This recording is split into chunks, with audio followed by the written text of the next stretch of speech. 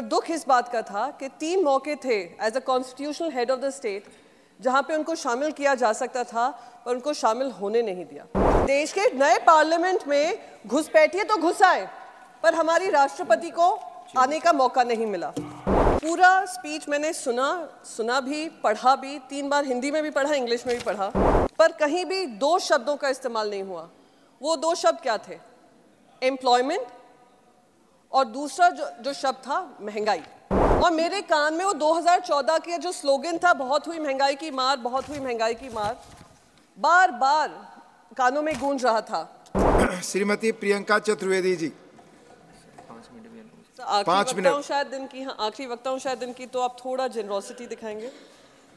Sir, माननीय राष्ट्रपति ने अपने अभिभाषण में जब शुरुआत की थी, उनका सबसे पहला स्टेटमेंट ये था कि this is my first address in this new parliament building. This magnificent building has been constructed at the beginning of Azadi ka Amrit Kaal. It also resonates with the resolve to respect our democratic and parliamentary traditions.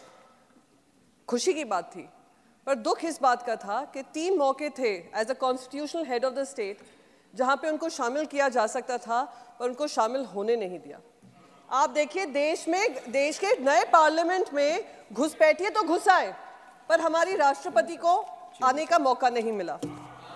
फिर मैं sir, दूसरी बात, संविधान की उन्होंने बात की कि हम 75वां साल संविधान का मना रहे हैं, तो उससे मुझे याद आया, संविधान की जब हम बात करते हैं, सुप्रीम कोर्ट ने एक जजमेंट दिया था महाराष्ट्र सरकार को जिस तरीके से बनाया गया था उसको लेकर, क्योंकि संविधान के दायरे में आता है, शेड्यूल 10 के दायरे में आता है, इसलिए बस 2 मिनट लूंगी, वर्डिक्ट का ही सुनाऊंगी।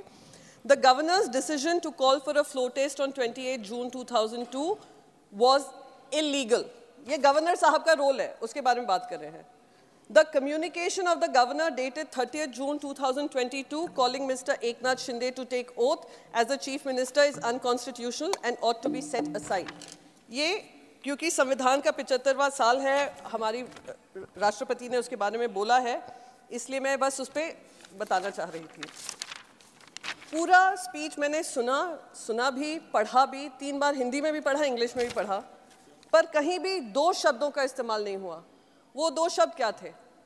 एम्प्लॉयमेंट और दूसरा जो शब्द था महंगाई। और मेरे कान में वो 2014 के जो स्लोगन था, बहुत हुई महंगाई की मार, बहुत हुई महंगाई की मार, बार बार कानों में गूंज रहा था।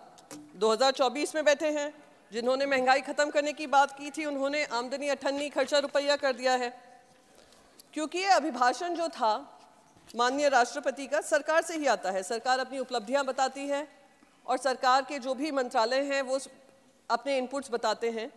तो उससे मुझे अटल बिहारी वाजपेयी की किताब है, 51 कविताएं हैं उनकी, उससे मुझे उनके 4 जो पोइट्री के 4 ही शब्द बोलूँगी जो उन्होंने लिखा है। आदमी की पहचान उसके धन या आसन से नहीं होती, उसके मन से होती है। मन की फकीरी पर कुबेर की संपदा भी रोती है। तो जहाँ पे फकीरी हो देश के लिए, और देश के जो 4 स्तंभ की बात कर रहे हैं, जिसका वादा 2014 में भी किया था, नारी शक्ति की बात हो, महंगाई की बात हो, भ्रष्टाचार की बात हो, खुलेआम भ्रष्टाचार हो रहा है महाराष्ट्र सरकार में। मैंने सारे अनपार्लियामेंट्री वर्ड्स देख लिए हैं सर, जो मैं शब्द यूज़ करने वाली हूँ वो अनपार्लियामेंट्री नहीं है। गैंग वॉर चल रहा है बाकायदा कैबिनेट में, क्योंकि संविधान के तौर तरीके को दुरुपयोग हो रहा है, इसलिए मुझे लगा कि मैं इस पर चर्चा कर लूँ। साथ ही साथ राष्ट्रपति जी ने बताया इनकम टैक्स रिटर्न्स किस तरीके से बढ़े हैं, 3.25 करोड़ से 8.25 करोड़ बढ़े हैं, अच्छी बात है, पर रिटर्न्स बढ़े हैं, टैक्स नहीं बढ़ा है। जो टैक्सेबल इनकम है वो नहीं बढ़ी है, और बल्कि यहाँ पे number of tax payers drop हुए हैं 19 और 20 में, 2019 और 20 में। देश की पूरी आबादी में सिर्फ 6.23% ऑफ इंडियाज पॉपुलेशन टैक्स पे करता है। सिर्फ 3,20,000 लोग 50 लाख के ग्रॉस इनकम की टैक्सेबल इनकम में आते हैं। ये देश की सच्चाई है। 10 साल की बात कर रहे हैं, उसके बारे में ही बोल रही हूँ। फिर सर, नारी शक्ति के बारे में जब बात हुई, दुख हुआ, पहली महिला ट्राइबल राष्ट्रपति हैं, और एक बहुत इम्पोर्टेंट सेशन हुआ, महिलाओं को उनके अधिकार देने का, रिजर्वेशन की बात हुई। जो खैर इमीडिएटली लागू नहीं होने वाला है। 2029 का वादा महिलाओं को किया हुआ है कि 2029 में आप लाइन लगा लो, कतार में लग जाओ, पर दरवाजे तो हम 2029 में ही खोलेंगे। उसमें भी अगर हम राष्ट्रपति को सुनते तो हमारा दिल महिला होने के नाते, राजनीति में होने के नाते खुशी होता, पर हमें वो खुशी से भी वंचित किया गया। महिलाओं के अधिकारों की बात करें तो यहाँ पे 200 मीटर दूर ही हमारी महिला जो ओलंपिक विनर्स हैं और हाल ही में उन्होंने एक पदक जीता है, वो प्रोटेस्ट कर रही थी, वो अपने आपसे मांग कर रही थी कि आए प्रधानमंत्री जी, आपने जब हम जीते हैं आपने हमारा साथ दिया है, जब हम आपसे कुछ मांग कर रहे हैं उसमें भी हमारा साथ दीजिए। कहीं ना कहीं उनकी सुनवाई नहीं की गई। और अभी भी जिन लोगों के ऊपर आरोप लगाया है वही ऐसी बॉडीज पे खड़े हुए हैं या इन्फ्लुएंस कर रहे हैं, जो दुखदाई है।